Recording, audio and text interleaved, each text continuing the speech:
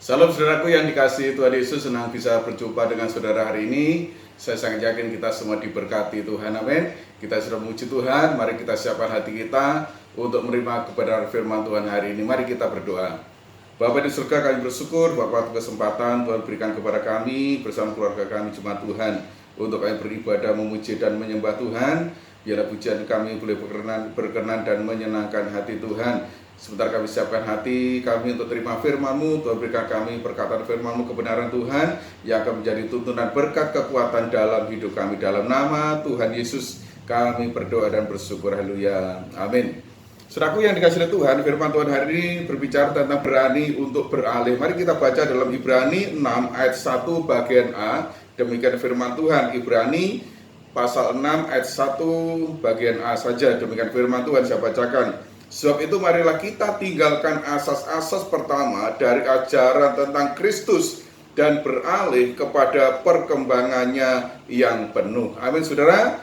Ayat ini dilatar belakangi oleh karena kenyataan bahwa saudaraku banyak orang percaya yang belum dapat menerima ajaran yang keras sekalipun sudah lama mengikut Tuhan. Itu sebabnya penulis Ibrani Rasul Paulus mengajarkan dan mengajak kepada pembaca kitab Ibrani untuk berani meninggalkan asas-asas yang lama, kebiasaan-kebiasaan yang lama, dan beralih kepada perkembangan yang penuh, pengenalan akan Tuhan yang lebih sempurna. Karena itu dikatakan marilah kita beralih kepada perkembangannya yang penuh. Perkembangan tentang apa, saudaraku? Pengenalan akan Kristus. Saudaraku yang dikasihi oleh Tuhan, penulis Ibrani mengajak kita untuk beralih dari pengenalan yang biasa kepada asas-asas yang dasar kepada perkembangan yang penuh tentang Kristus. Nah, saudaraku, tidak mudah memang bagi seseorang untuk beralih ke sesuatu yang baru.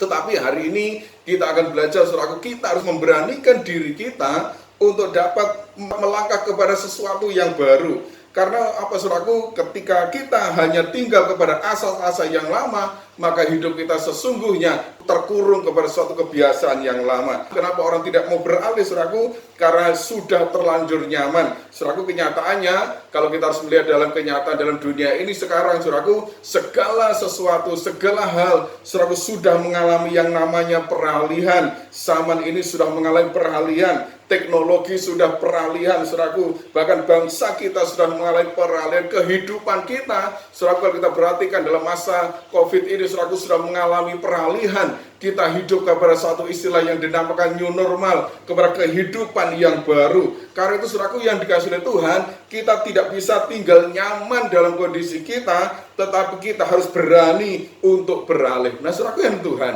kita akan belajar ada orang-orang yang berani membayar harga, saudaraku, untuk sebuah peralihan. Kalau kita baca dalam Matius pasal 13 ayat 44 dan 46, demikian saya bacakan firman Tuhan. Injil Matius 13 ayat 44 sampai 46, demikian firman Tuhan.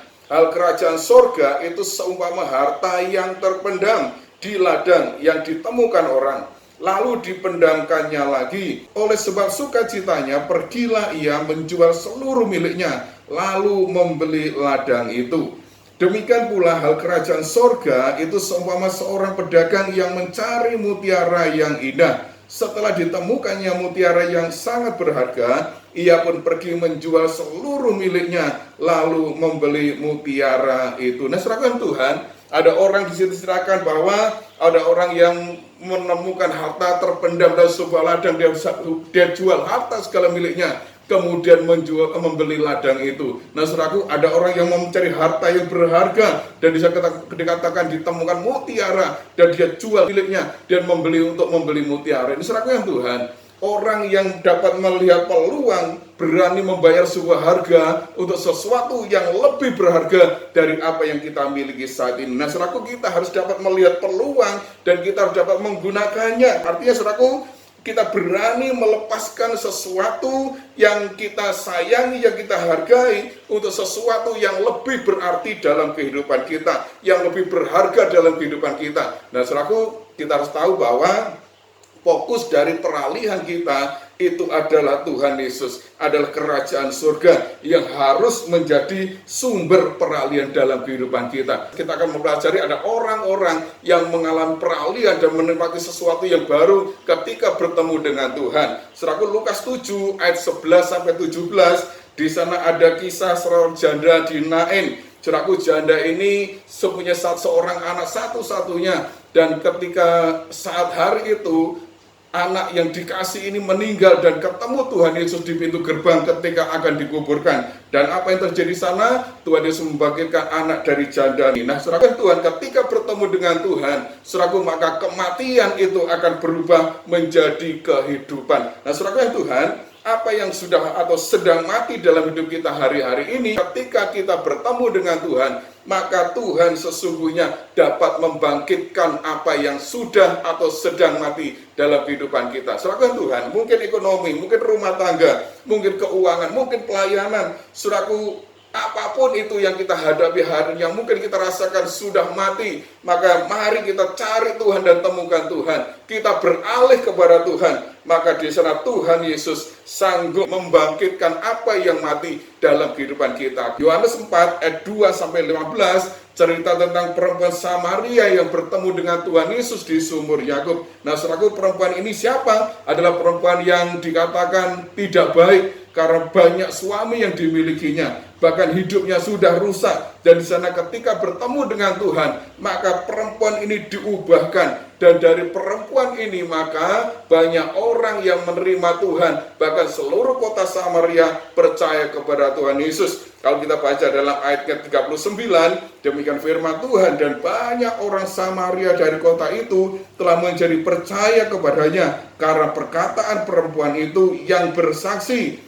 Ia mengatakan kepadaku segala sesuatu yang telah ku perbuat. Amin, saudaraku Tuhan. Karena itu, saudaraku, siapapun dan bagaimanapun kondisi dalam hidup kita, maka ketika kita bertemu dengan Tuhan, maka Tuhan sanggup mengubahkan kita. Amin, saudaraku. Bahkan dari kehidupan yang tidak baik sekalipun, saudaraku, kehidupan yang dikatakan bobrok sekalipun, maka ketika bertemu dengan Tuhan, maka Tuhan sanggup mengubahkan hidup kita untuk menjadi saksi Tuhan. Karena itu, saudaraku yang dikasih Tuhan, mari kita melihat hidup kita, mari kita melihat diri kita, kondisi dalam hidup kita hari-hari ini, dan jangan kita terpaut dengan itu semua. Karena ketika kita bertemu dengan Tuhan, maka Tuhan selalu memberikan jalan keluar dalam kehidupan kita. Serahkan Tuhan. Lukas 8 ayat 43 sampai 48 itu bercerita tentang perempuan yang menderita pendarahan. Perempuan ini sudah 12 tahun menderita pendarahan. Bahkan dia sudah pergi ke segala macam tabib untuk diobati. Dia pergi ke segala macam tempat pengobatan, praktek pengobatan tabib, tetapi keadaannya tidak membaik, justru semakin parah. Maka di sana dikatakan bahwa dia mendengar tentang Tuhan Yesus dan dia mengambil keputusan untuk beralih kepada Tuhan. Dari pengobatannya kepada tabib-tabib yang dia usahakan, dia berusaha dan dia mendengar tentang Tuhan dan dia berusaha untuk beralih untuk percaya kepada Tuhan.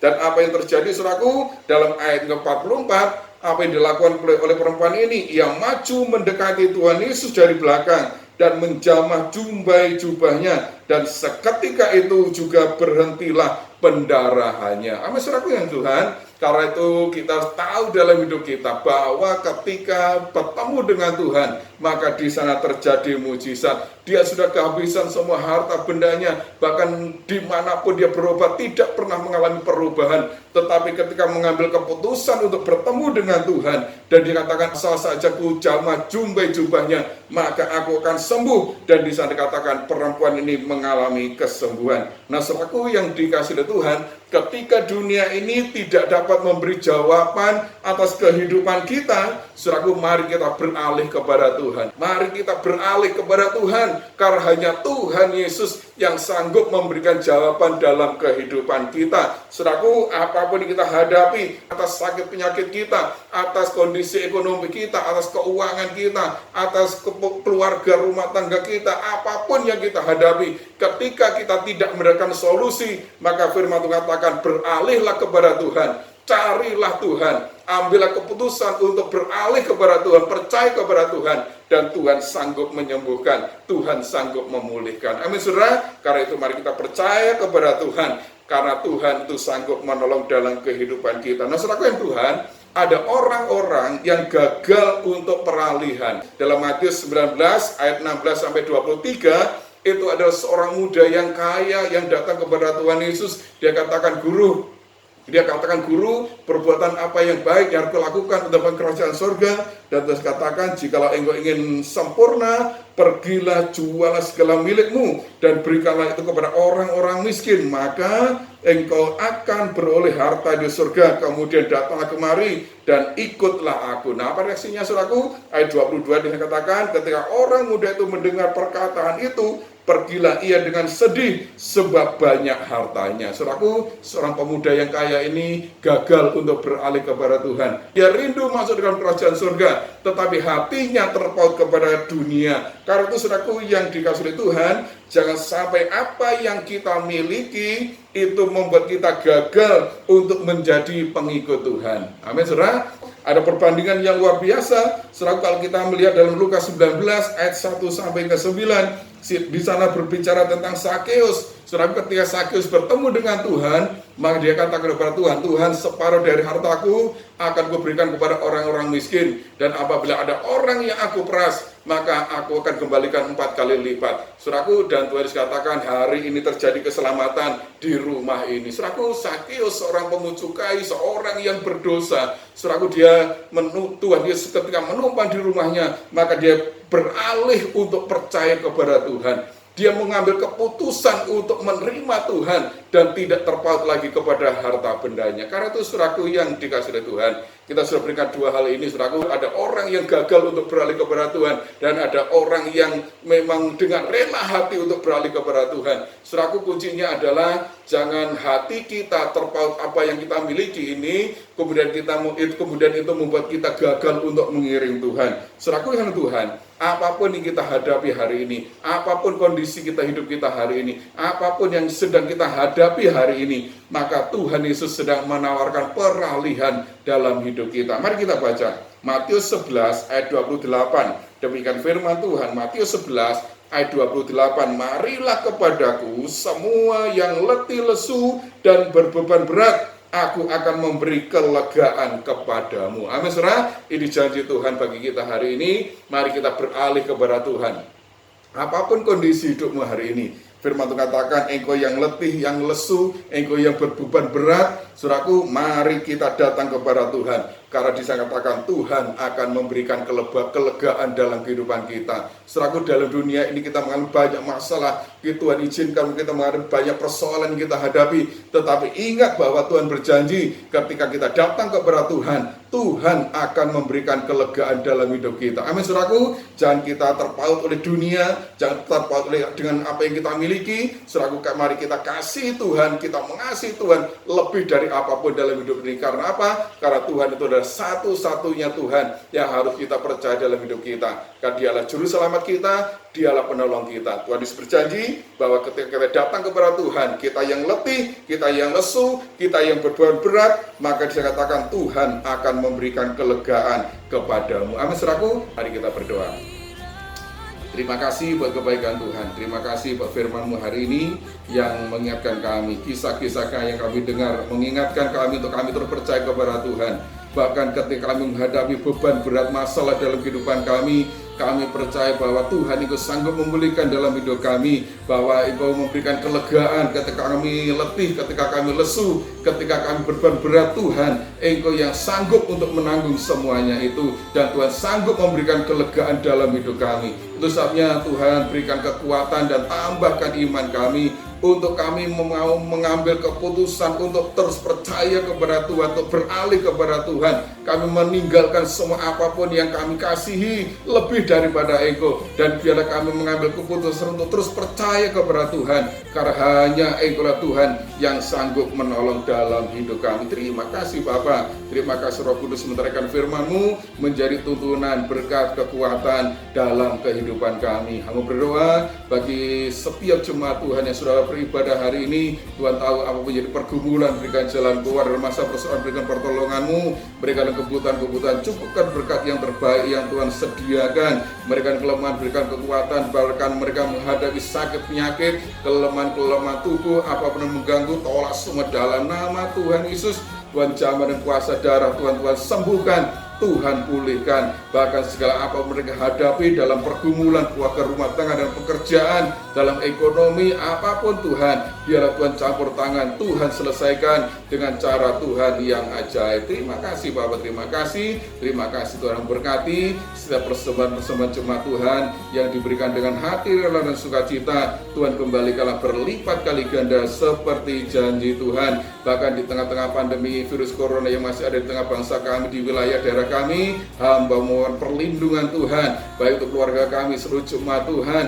Jauhkan segala kuasa roh jahat iblis, bahkan segala mara bahaya, sakit penyakit virus corona, kelemahan tubuh mengganggu, tolak semua dalam nama Tuhan Yesus. Tutup kuasa darah Tuhan, bentengi dengan benteng berapi yang dari Tuhan, malaikat yang berjaga-jaga senantiasa kami aman dalam perlindungan Tuhan. Terima kasih Bapak, terima kasih. Mari angkat tangan kepada Tuhan dan terimalah berkat Tuhan. Tuhan memberkati engkau dan melindungi engkau. Tuhan menyertai engkau dengan wajahnya dan memberi engkau kasih karunia. Tuhan menghadapkan wajahnya kepadamu dan memberi engkau damai sejahtera. Terimalah berkat Tuhan, biarlah damai sejahtera, sukacita, anugerah yang daripada Allah Bapa, cinta kasih Tuhan Yesus dan Persaudaraan Kudus akan tetap mengikat kita dan menyertai kita mulai sekarang ini sampai Maranatha, Tuhan Yesus datang yang kedua kali. Berkat ini kami menyertai dalam setiap pribadi saudara, keluarga, rumah tangga saudara, dalam pekerjaan saudara, dalam studi sekolah anak saudara, apapun yang sudah kerjakan, Tuhan buat berhasil dan Tuhan memberkati. Terima kasih Bapak. Segala puji, hormat, syukur dan doa berkat